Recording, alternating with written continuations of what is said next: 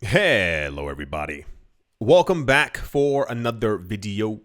Hope you're all doing well and that you're all having a great day. Ledger's touchscreen devices are currently back in stock. They're Ledger Stacks as well as the Ledger Flex. The Ledger Nano comes in about 75 different colors, or this is the way that it seems. There's a multitude of different colors for every single person out there. Ledger's now also offering a Ledger Recover program for your cryptocurrencies as a digital backup just in case you lose your money. Ledger also has a Ledger gift card as well for those of you looking to give a gift to someone for their birthday or just to make sure that they don't go broke in the future. While I do not work for Ledger, I am an affiliate. I have an affiliate link in the description below for those of you looking to secure and keep your wealth safe. And without any further ado, let's jump right into it. In very popular news, because both of them keep making the news, I guess you could say it's about Bitcoin, ? Oh gosh, stretching. I just woke up. Don't judge me. So, gold continues to rise higher. There are an astronomical amount of reasons for this and for a lot of the other movements within world markets right now. And it's basically the word uncertainty. No one knows where anything is going. What's going to happen. There are a number of indicators that US markets might do well for a while based off of upcoming economic policies. However, the idea is that the markets have been kind of overheated for a while across the entire board. And basically, people are looking for safe haven assets at the moment. So gold continuously hitting a brand new all-time high.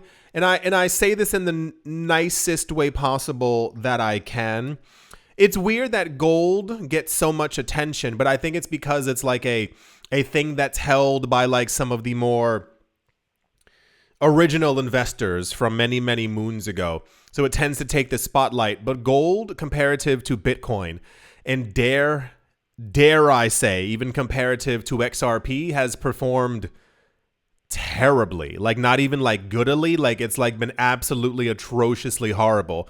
I mean, even from, if you want real numbers, if you take XRP from like 1 cent to 38 cents, that's performed better than gold. So it's just kind of a weird thing. However, gold keeps making it into the news, and it seems like we're back once again to that kind of narrative. If you weren't here for the last couple of years, it's Bitcoin versus gold, gold versus Bitcoin. Is Bitcoin a good investment? Should I buy gold? It's like all these other kinds of things. And I mean, if you know supply and demand, you understand that Bitcoin's the better one. We find more and more gold every single year. We know that gold actually isn't finite. The same thing with diamonds. It's just controlled by certain companies. And usually, actually, it's just manipulated as far as like price-wise and also like how much supply there actually is out there. You can look up documentaries on it. This isn't a tinfoil hat thing. This is like just actual science. We know that gold and silver aren't actually rare, and we find new ways to dig even further into the earth. We know that it's also present on asteroids, and we believe it's also highly present on other planets as well, but okie dokie.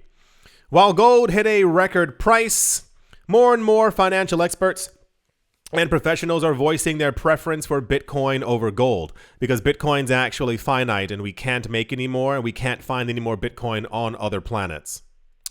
In a commentary to Livewire Markets, CEO and founder of the NASDAQ-listed tech company IREN, I-R-E-N, his name is Daniel Roberts, said Bitcoin, so the goalpost has been moved. Apparently because of gold's price going up, Bitcoin now has to reach at least $900,000 to reach gold in terms of market cap. He believes this will happen by the year 2030. A couple of things. You might remember the other number. Can anyone say it? I heard someone say it. You're not here with me, but I still heard you. It's $800,000. That's the news and number that we received for a number of years, that in order for Bitcoin to surpass by gold's market cap, that we would need each Bitcoin to be worth at least $800,000 to pass by the entire valuation of gold, as gold's price has gone up.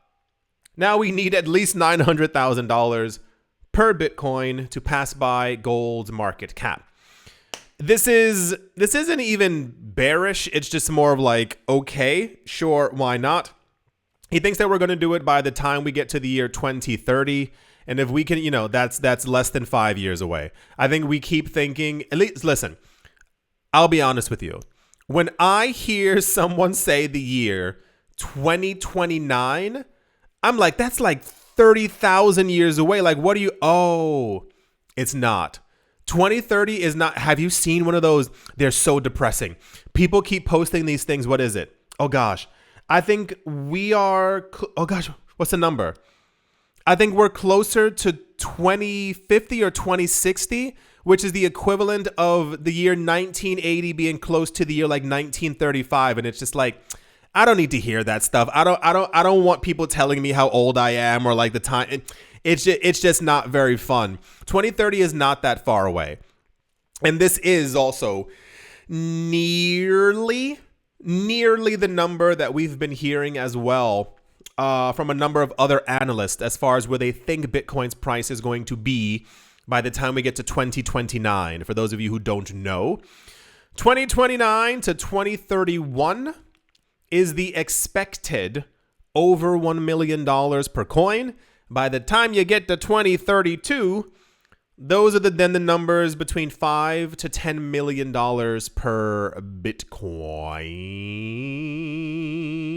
Daniel Roberts apparently is no stranger to crypto. His company, Iren, is an Aussie enterprise providing data centers using renewable energy for Bitcoin mining, powering AI, and other ventures. In November of last year, amidst a powerful crypto rally, Roberts famously said that Bitcoin is dirt cheap. Yes, we know Bitcoin should actually be over $500,000 right now.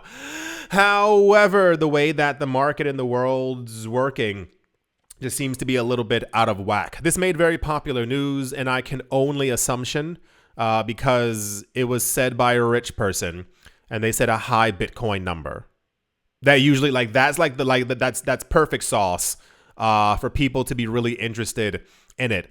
Last thought on this entire topic. I'm very excited for Bitcoin to actually go to I want to say 600, 700,000. And I know that it's going to happen eventually, but it's just more of it's kind of like I just want to see it taking place kind of thing. Like, I know it's going to get there, but I want to see it actually happen. And not as like an I told you so thing for people who haven't invested in crypto, but just kind of want to see it. Anyway, that's tech CEO, millionaire, billionaire, $900,000 Bitcoin by the year 2030.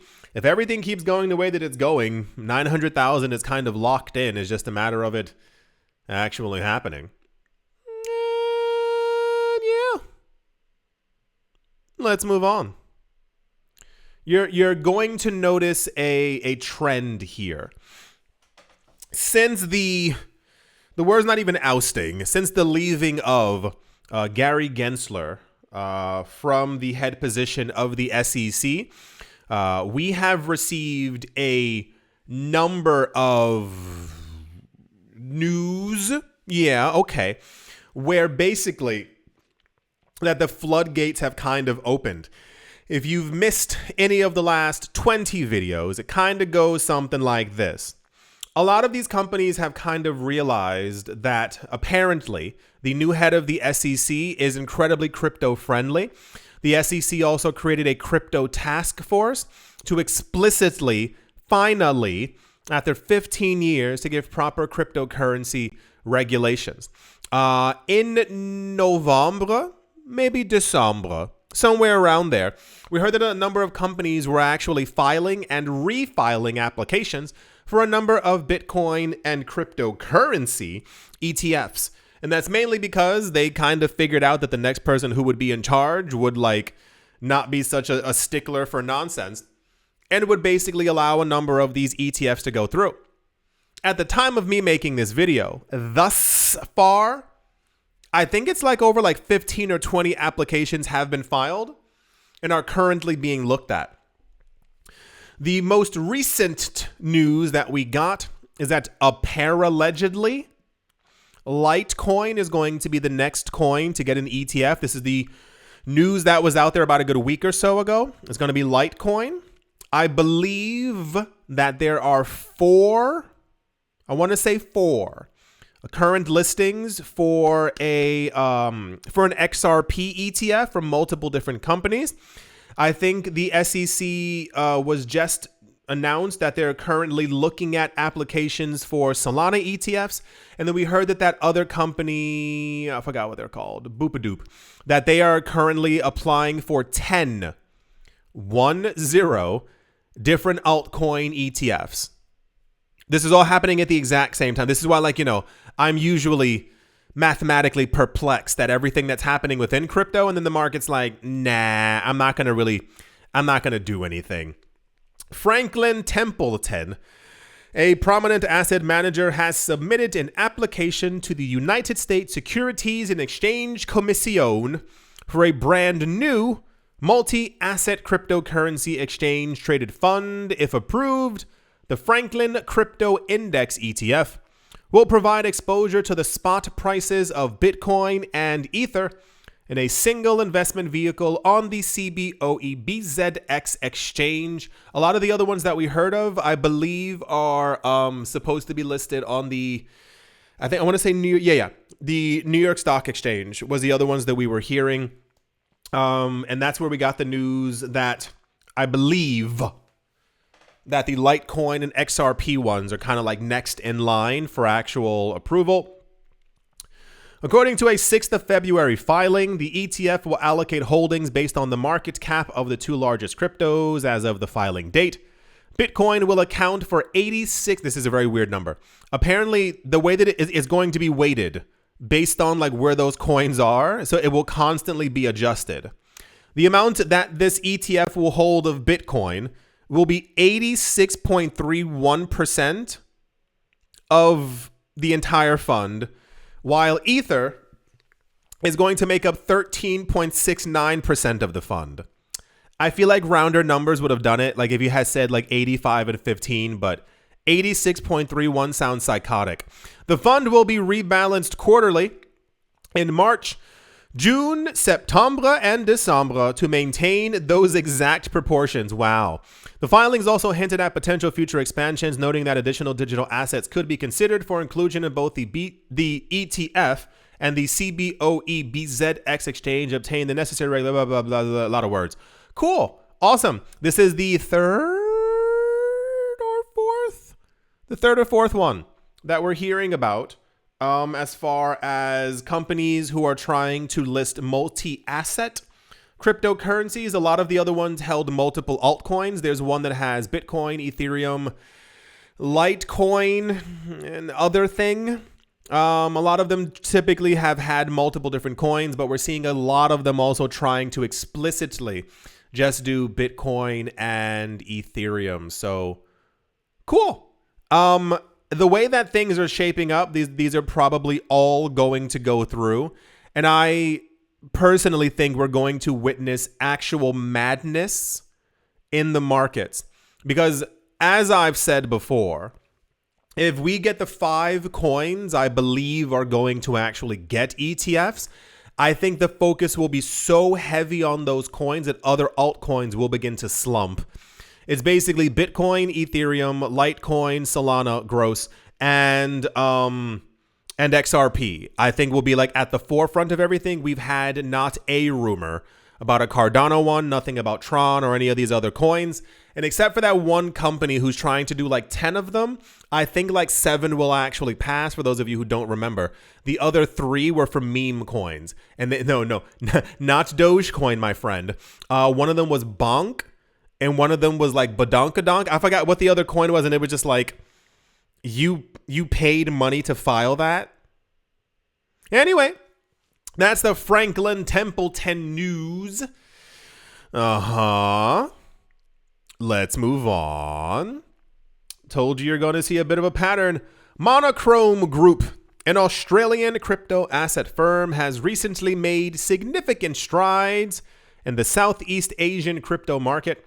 The company has approval for their Bitcoin and Ethereum exchange-traded funds from the Monetary Authority of Singapore.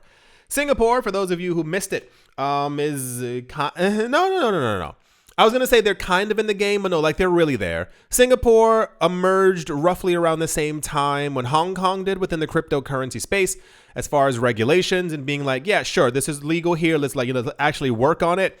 So they're a major player within the space. We just don't get news about them as often. Singapore, I believe, was one of the first places as well to announce that ETFs for crypto were legal.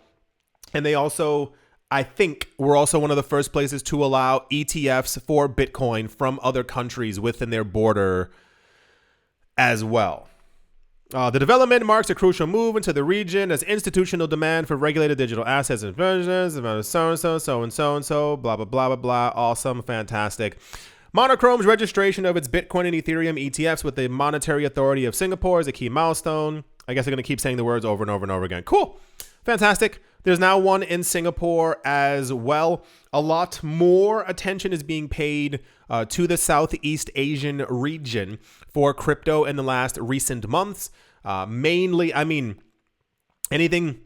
Yeah. No. It's basically that region. I think we heard from recently Thailand, ? That they're also working on cryptocurrency regulations. And I think a couple of crypto exchanges also just got the green light there as well. South Korea, Japan, they don't need an introduction as far as the cryptocurrency market. What else was there? Hong Kong, and there was one other place. And everyone's kind of bullish on these areas at the moment as far as like money and accumulation and things like that for the cryptocurrency market. So cool. A company by the name of Monochrome Group has been received approval for their Bitcoin and Ethereum exchange traded funds. Fantastic. Let's move on. Also in I'm not sure if if we were supposed to love this news or if we were supposed to be like, what? That's crazy. How could that possibly have been a thing? But this also made quite popular news. And I'll tell you why. And I'll tell you why it's ridiculous. And then I'll tell you why again. You'll get it. Tether Holdings Limited has released their Q4 2024 attestation, confirming record-breaking financial performance with net profits exceeding $13 billion for the year. Understand this is also why the Wall Street Journal and a number of different companies keep releasing negative articles about Tether specifically, is because they're trying to work together to make brand new stable coins that nobody wants. And Tether has basically cornered the market by being Tether, by being the first to do it, and also by being transparent. So a lot of people don't care for them because they did what people thought couldn't be done, and now they're winning at it. The report, conducted by BDO, highlights all-time highs in their U.S. Treasury holdings, Tether circulation, and reserve buffers. For those of you who don't understand why the U.S. Treasury holdings are so big, it's basically because this is the only way that Tether and other stable coins can exist. Yeah, it's kind of weird. So, upon hearing in the olden days of 2017 that a company came out of nowhere and began to create a stable coin, it's kind of the similar way that like you hear like Ripple's new stable coin. You know, they're minting like 10 million and then they're minting 8 million. What happens behind the scenes that we now know is that there are investors, got it, who are giving money to Tether basically to create new Tether. And Tether, in the olden days, announced that the coin was actually backed by a number of securities from like China and Europe, and they were holding like European and other countries like stocks and bonds and so and so and so. And America was like, wait a second. So Tether basically, and all the other stable coins that are like mimicking US dollars, have to basically make sure that they're also backing U.S. assets and U.S. treasuries to actually strengthen the dollar in some sort of way while mimicking being an actual digital dollar. And Tether, over the course of many years, has shifted from their old allocation of holding other things. Remember years ago, like when Tether was first beginning to become more transparent, we would see their balance sheet, and it was mainly like it was gold. I think they had some real estate. There was a bunch of things like backing it, but it wasn't explicitly like that would back up and like strengthen the US dollar and the US as a whole, if you will. So this is why, once again, this is why this made news. And this is what I'm saying, like why it's ridiculous. It's because like it's meant to be a digital form of the dollar that we know is backed by something. But the only way that it is allowed to continue to exist is because really of their US Treasury holdings. Similar to, you might have forgotten, when Facebook was trying to make their own coin. You probably don't remember, but so they were also saying that like we're making a new coin. It's called Zuck coin or whatever it was called. And they were like, you know, we're backing it with, and they showed their allocations, and it was stuff from China. It was stuff from these other countries. And that, my friend, is the reason why all these politicians like had a problem with it. It was mainly because the rumors that we heard, wink, was that Facebook had been in contact with a number of other countries who were backing their coin. And at the flip of a switch, when they had launched this coin, Facebook would have become overnight the largest bank in the United States and also the world. They would have had over 1 billion people on their platform, all having a digital wallet at the exact same time. That would not have been explicitly a problem if they had backed the entirety of their coin by US dollars and US Treasury holdings, which they did not. It's always just about money and the US dollar. That's why every time we keep hearing that the president of the United States or states within the United States are going to start buying Bitcoin and crypto, it's a massive shift in literal policy that's been going on since 1945. So, you know, history and all that. Tether's U.S. Treasury exposure. Jeez la freaking wheeze. Tether's U.S. Treasury exposure. They have $113 billion. $113 billion in Treasury holdings. We heard 2 years ago. 2 years ago. I think Tether has more Treasury holdings in a number of different countries around the world. Often, comparatively, the US dollar is seen as, comparatively, a safer haven to many other fiat currencies. So a lot of other countries, I mean, also for, you know, good sport and also, you know, showing allegiance, they'll usually purchase large amounts of US treasuries every month or every year as a country to kind of strengthen their currency, get good favor from the US and also from the IMF and the BIS and yada, yada, yada. Tether as a company has surpassed other countries by the amount of their US Treasury holdings. They have $113 billion, making it one of the largest holders globally, reinforcing its liquidity and stability. The company's excess revenue buffer also surpassed $7 billion, marking a 36% year-over-year increase and further strengthening its financial resilience. Now, do you understand a little bit more why these other companies are so desperate? Every year we hear about 20 new coins, new stable coins are going to launch. We don't need all these stable coins. We maybe, and I say maybe strongly, maybe around 3 to 4 different stable coins, at least at the moment. Tether, Circle Coin, Paxos was fine, but, you know, that was also a lot of corruption in bringing that down as well. The only people who really use this are people who are like trading cryptocurrencies back and forth. What's most important is like the actual level of liquidity that these coins have and how many of them are out there so that they have more space to move within the market as people are trading up and down. Normal people don't use stable coins.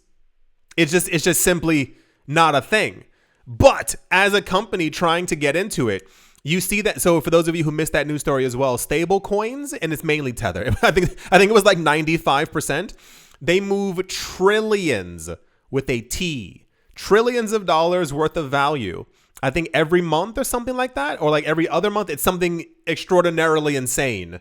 So, people want a piece of that pie. And this is why over the years you were like fed all that propaganda from all these people who were like, Tether's evil. Tether's being used by ladies of the night and also by monsters. Yeah, monsters who have claws. Like, remember all those things? There was a news story last year, and I was like, what?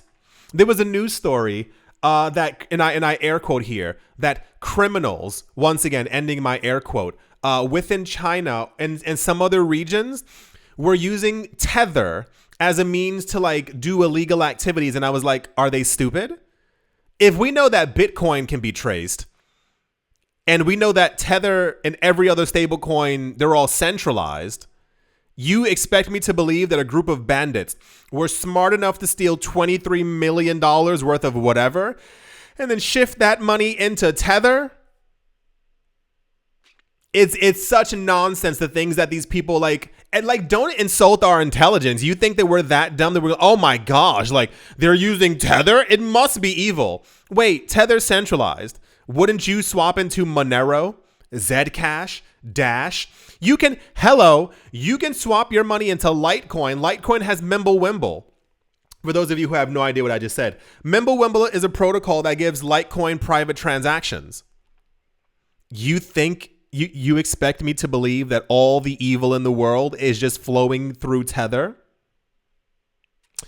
Tether's issuance saw significant growth with $23 billion issued. Wow. $23 billion issued in Q4 alone, and a total issuance of $45 billion over the course of the year.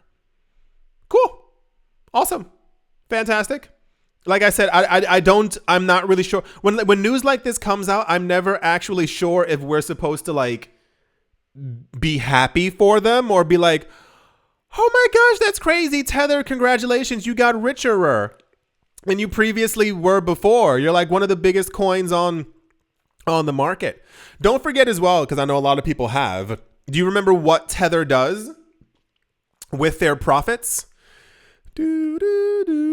Anyone? Yeah. Tether buys Bitcoin with their profits. Crazy, right? So they announced years ago that 15% of their profits that they make go directly into buying Bitcoin. We don't know if they're buying any more, but minimum 15% of the billions of dollars that they make from profits goes directly into buying up some Bitcoin. So I had hoped many moons ago that we wouldn't have as much stablecoin news, but I'll say this: we don't have as much as we did before. I'm very happy that like Tether has been as transparent with us, and that they're around. Like really, like golf clap, because many other coins did not make it. Remember all those gold-backed stable coins. If you've never seen or heard of one, Google it.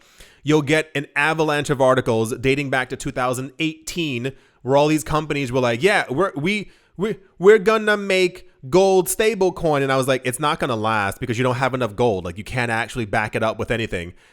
Poof, they all disappeared because they were all garbage. So anywho, hope everyone's doing well.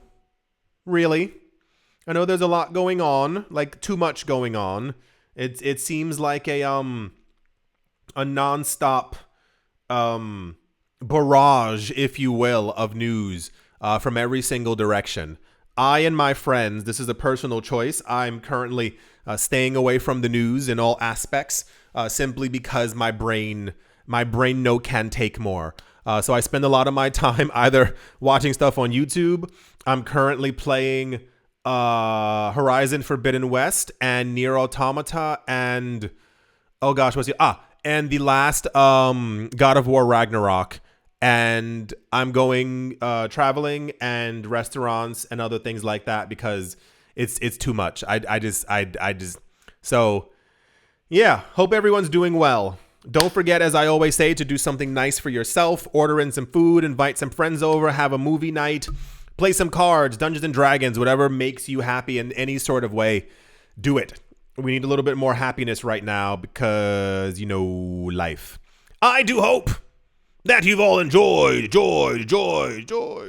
Hope you all are having great. I don't know what that was. Hope you all are having a great day, morning, afternoon, evening, wherever you are, wherever the heck you might be. I do hope it's absolutely fantastic. Thank you all once again for watching, listening, liking, commenting, and supporting over the course of the last 9 years. And I will most certainly be talking to you all soon. See you.